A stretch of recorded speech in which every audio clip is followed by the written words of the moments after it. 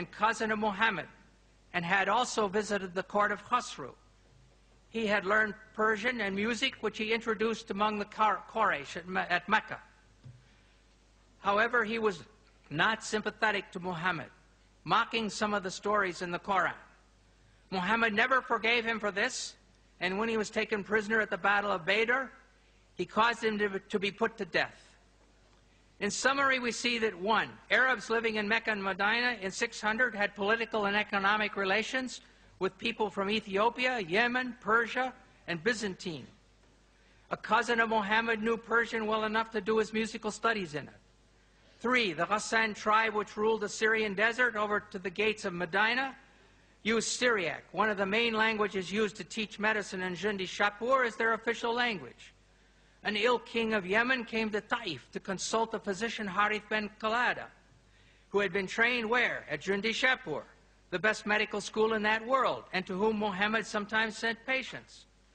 5. During Muhammad's lifetime, a new medical school was established in Alexandria, using the 16 books of Galen as their texts. This all shows that there was ample opportunity for Muhammad and the people around him to have heard of the embryological theories of Aristotle, Hippocrates, and Galen when they went to seek treatment from Harith ben Qalada and other local doctors.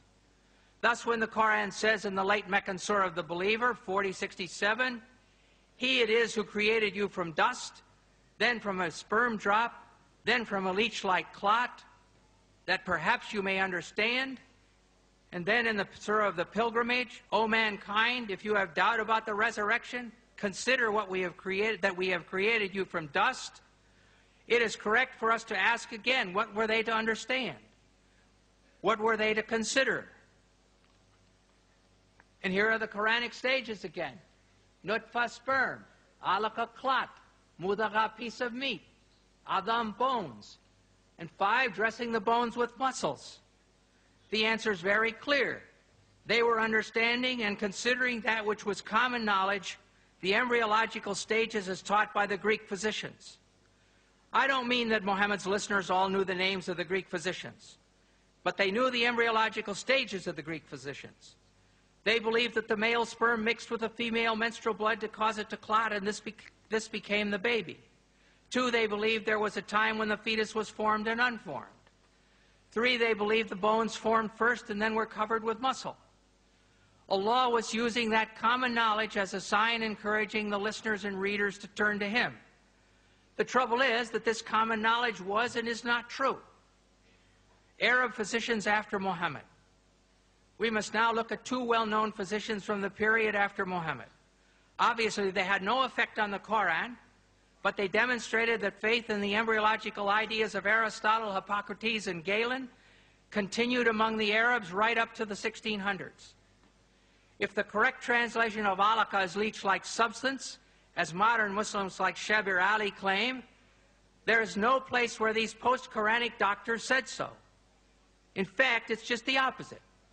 The ideas of these Greek physicians were being used to explain the Quran, and the Quran was quoted to enlighten the meaning of the Greek physicians.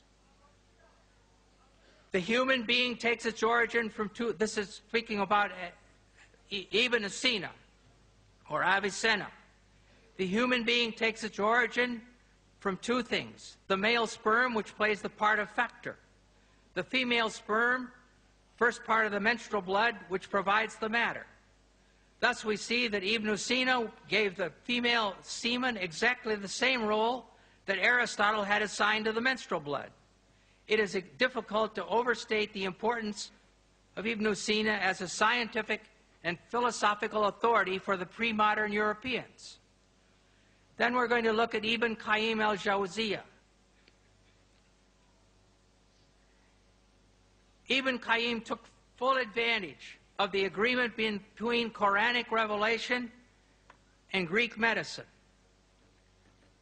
This is not very clear, probably, but the Hippocrates is in purplish, and the Quran is in bold type, green, and the Hadiths is in purple, and commentaries are in red, and his own thoughts in sort of a blue-green.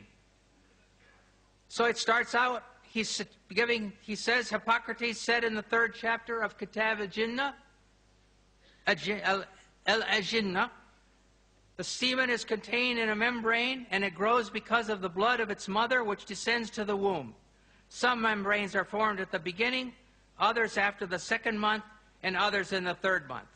And this phrase about the blood descending to the womb, we saw it when we looked at Hippocrates' slide. That is why God said, here the Quran is mentioned, He creates you in the womb of your mothers, by one formation after another, in 3 darknesses. That's Quran 39:6. Then He gives His own ideas. Since each of these membranes has its own darkness, when God mentioned the stages of creation and transformation from one state to another, He also mentioned the darknesses of the membranes. Most commentators explain, and here are the words of the commentators, it is the darkness of the belly, and the darkness of the womb, and the darkness of the placenta. In a second example, we read, Hippocrates said, the mouth opens up spontaneously, and the nose and ears are formed from the flesh. The ears are opened, and the eyes, which are filled with a clear liquid. The prophet used to say, I worship Him who made my face and formed it and opened my hearing and eyesight, and so forth. Here we look at Hippocrates again, and there in the 2nd stage is the same thing we just read. Ibn al-Qayyim is quoting Hippocrates and speaks of the mother's blood descends around the membrane. He could do this, as we have seen, because the educated people of Muhammad's time were familiar with